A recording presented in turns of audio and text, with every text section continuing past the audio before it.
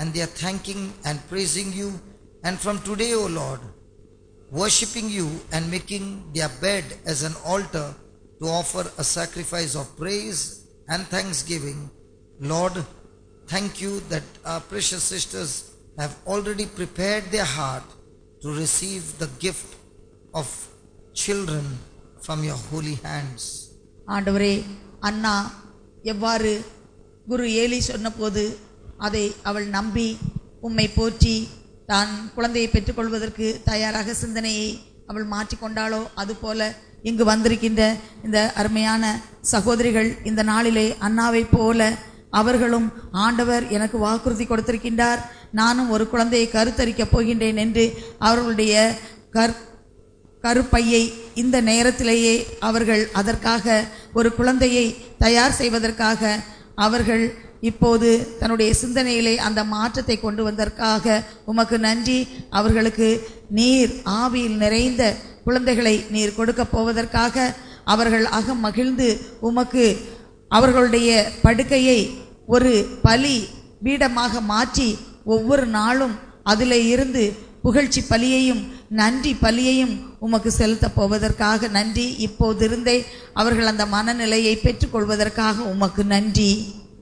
Thank you, Lord, like Hannah and Elkanah, who worshipped you before they had a physical relationship, and you remembered them and answered their prayer.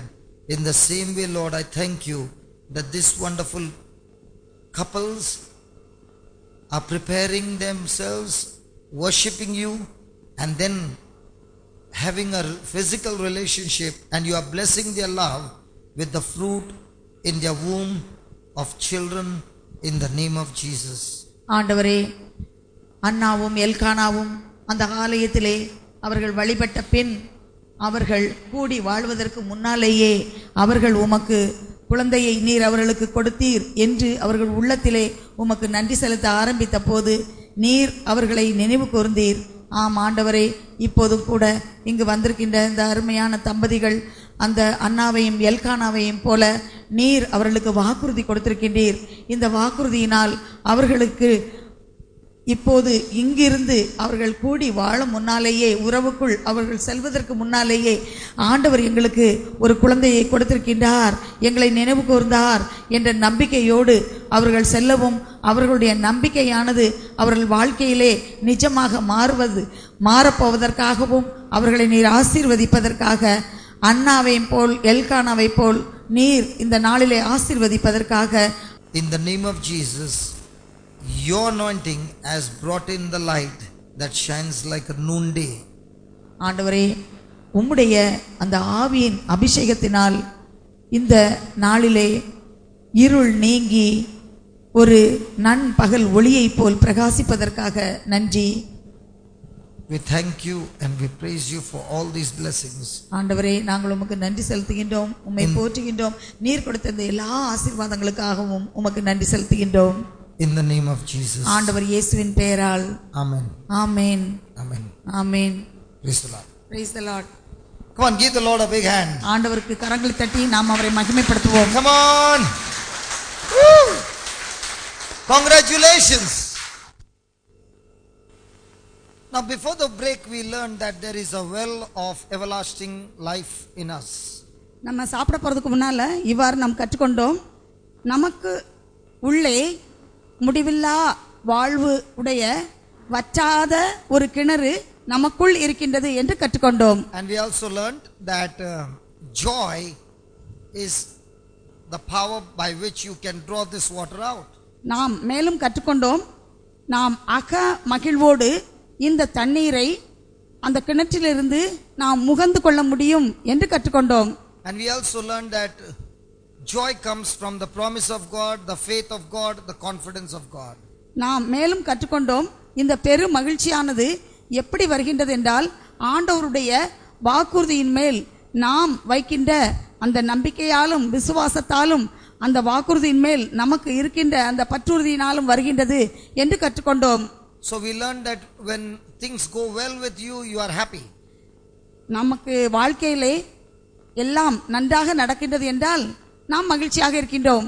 But can a person be having joy when he has got a bad news. ஒரு மோசமான செய்தி நமக்கு வரும்போது நமக்கு இந்த அக மகிழ்வு பெரும் மகிழ்ச்சி இருக்குமா?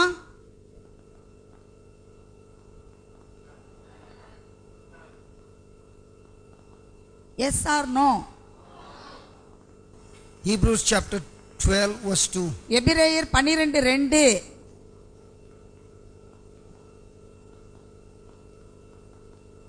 Come on, read it everybody. எல்லாரும் சேர்ந்ததை வாசிப்போம். எடுத்துட்டீங்களா? 429 பக்கம். Read. நம்பிக்கையை தொடங்கி வழி நடத்துபவரும் அதை நிறைவு செய்பவருமான இயேசுவின் மீது கண்களை பதிய வைப்போம். அவர் தாம் அடையவிருந்த மகிழ்ச்சியின் பொருட்டு இழிவையும் பொருள்படுத்தாமல் சிலுவையை ஏற்றுக்கொண்டார். இப்போது கடவுளது அரியணையின் வலப்பக்கத்தில் வீற்றிருக்கிறார். Did Jesus carry the cross with joy? ஆண்டவர் இயேசு மகிழ்ச்சியோடு சிலுவையை சுமந்து சென்றாரா? Huh? Huh? Why did he carry the cross with joy? ஆண்டவர் இயேசு ஏன் மகிழ்ச்சியோடு அந்த சிலுவையை சுமந்து சென்றார்? Now question. கேள்வி. If a person has been beaten up, ஒரு நபர் நன்றாக அவர் அடிக்கப்பட்டால், a person is insulted, ஒரு மனிதர் அவமானப்படுத்தப்பட்டால், a person is stripped naked, ஆடையின்றி அவரை சாட்டையால் அடித்தால், every one of his bones can be seen. He has been beaten up in such a way that the flesh is torn open and his bones can be seen. அவர் எந்த முறையில் அடிக்கப்பட்டார் என்றால் அவருடைய சதையெல்லாம் கிழிந்து அவருடைய எலும்புகளை எல்லாம் நாம் எண்ணிவிட முடியும் அளவுக்கு அது வெளியே தெரிந்தது. அத்தகைய துன்பத்தால் அவரை வதைத்தார்கள். He has been beaten up in such a way that not only his bones can be seen, they can be counted. அவரை எவ்வாறு சிலுவையில் எவ்வாறு சாட்டையால் அடித்தார்கள் என்றால் அவருடைய எலும்புகளை பார்க்க மட்டுமல்ல அதை எண்ணிவிட முடியும். Every bone is out of joint. அவருடைய எலும்புகள் எல்லாம் மூட்டுகளிலிருந்து கலண்டு போய் இருந்தது.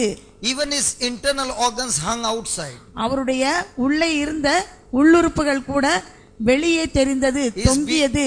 His beard was pulled out like grass is pulled from அவருடைய the earth. தாடியானது தரையில் இருந்த புல்லை எவ்வாறு பிடுங்குவார்களோ அதுபோல் பிடுங்கப்பட்டது. And on the cross every sin, every sickness was transferred into his body. சிலுவையிலே அவர் தொங்கிய போது எல்லா விதமான நோய்களும் எல்லா விதமான பிணிகளும் வேதனைகளும் அவர் உடலிலே மாற்றப்பட்டிருந்தது. So that means every sickness was transferred into him. அப்படி என்றால் எல்லா நோய்களும் ஆண்டவர் இயேசுவின் உடம்புக்குள் மாற்றப்பட்டிருந்தது. Every cancer, எல்லா கேன்சரும், every leprosy, எல்லா தொழுநோயும், every psoriasis, எல்லா தோல்வியாதியும், every deformity, எல்லா குறைபாடுகளும், every HIV, எல்லா எய்ட்ஸ் HIV நோய்களும், all that was transferred in his body. எல்லா நோய்களும் அவருடைய உடம்பிலே மாற்றப்பட்டிருந்தது. So every sickness known to man and every sickness not known to man was transferred into his body. மனிதருக்கு தெரிந்த எல்லா வியாதிகளும் தெரியாத எல்லா வியாதிகளும் அவருடைய உடம்பிலே சுமத்தப்பட்டிருந்தது. And the Bible says he endured the cross with joy. Bible இவ்வாறு சொல்கின்றது, அவர் மகிழ்ச்சியோடு அந்த சிலுவையை சுமந்து சென்றார் என்று. Joy is not depending on circumstances. பெரு மகிழ்ச்சி என்று சொல்லும்போது நம்முடைய சூழ்நிலையை பொறுத்து அது அமைவதல்ல. Joy is not depending on problems or no problems. பெரு மகிழ்ச்சி என்பது நமக்கு துன்பம் பிரச்சனை இருக்கின்றதோ இல்லையோ அதை பொறுத்து அல்ல. Joy depends on the way you think. பெரு மகிழ்ச்சி என்பது நீங்கள் எந்த விதத்தில் சிந்திக்கின்றீர்களோ அதை பொறுத்து தீர்மானிக்கப்படுகிறது. When Jesus was carrying the cross, ஆண்டவர் இயேசு சிலுவையை சுமந்து சென்றபோது there was pain. அவருக்கு வேதனை இருந்தது. But he was looking at you and me. ஆனால் அவர் உங்களையும் என்னையும் பார்த்தார். He was not looking at the pain. அவர் அவருடைய வேதனையை பார்க்கவில்லை. He was not looking at his own self. அவரையே அவர் பார்க்கவில்லை. He was only looking at what he was doing would save you and me from going into eternal damnation. அவர் தான் அனுபவிக்கின்ற அந்த வேதனையின் விளைவாக நித்திய நரகத்திலிருந்து நீங்களும் நானும் மீட்கப்படுவதை கண்டார்.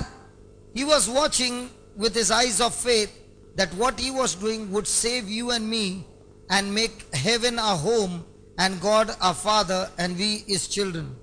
அவர் விசுவாச கண்களால் தாம் படும் வேதனையை பார்க்காமல் மாறாக நாம் அடைய போகின்ற நித்திய மோட்சத்தை மகிழ்ச்சியை அவர் கண்டார். ஏனென்றால் நாம் அனைவரும் தந்தையாகிய கடவுளுடைய பிள்ளைகளாக மாறுவோம், நமக்கு முடிவில்லாத வாழ்வு கிடைக்கும். இதைத்தான் அவர் சிலுவை சுமந்து செல்லும் போது தன்னுடைய விசுவாச கண்களால் கண்டு மகிழ்ச்சியோடு சிலுவையை தூக்கிச் சென்றார். So his thinking was on the promises of God, on the word of God. அவருடைய சிந்தனை எல்லாம் ஆண்டவருடைய வாக்குறுதியின் மேல், கடவுள் எதை வாக்குறுதியாக கொடுத்திருக்கின்றாரோ அதன் மேல் தான் இருந்தது. That is why he had joy. அதனால் தான் அவருக்கு பெரும் மகிழ்ச்சி இருந்தது. Here is a mother. இங்க ஒரு அம்மா இருக்காங்க. She has 3 children. அவங்களுக்கு 3 பிள்ளைங்க. Surely those 9 months அந்த 9 மாசமும் must have been uncomfortable. ரொம்ப கஷ்டமா இருந்திருக்கும். Might be she had vomiting. Vomiting, வாந்தி எடுத்திருப்பாங்க. Might be she could not sleep right. சரியா தூங்க முடியாம இருந்திருக்கும்.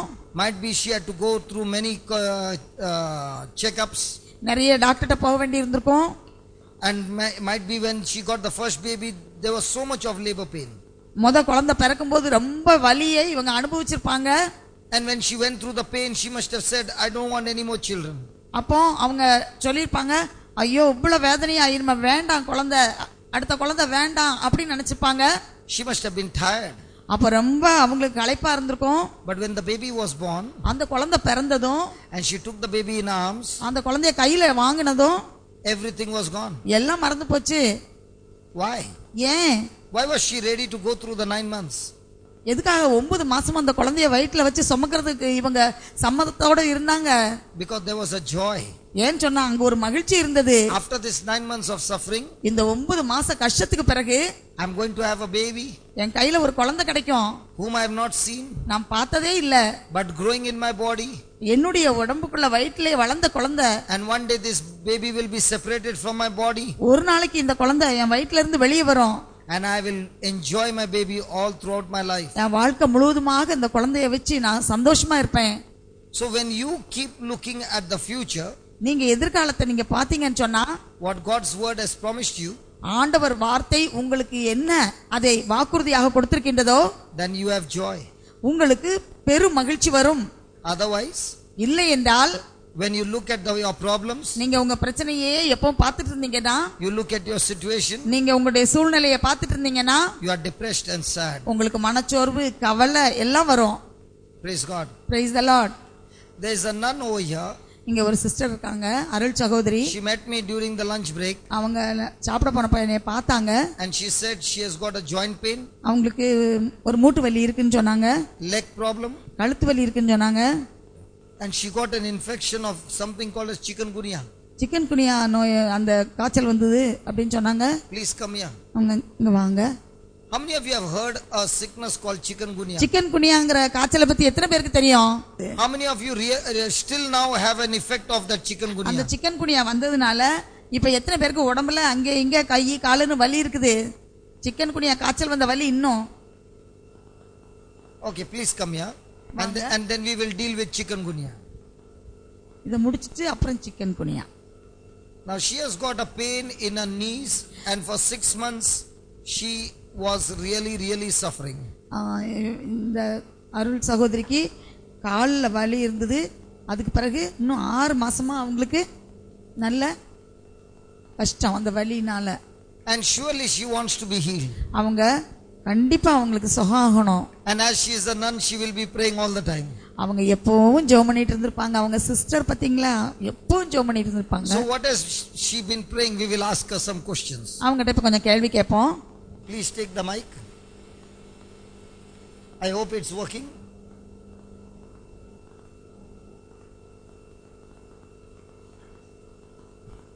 Not working?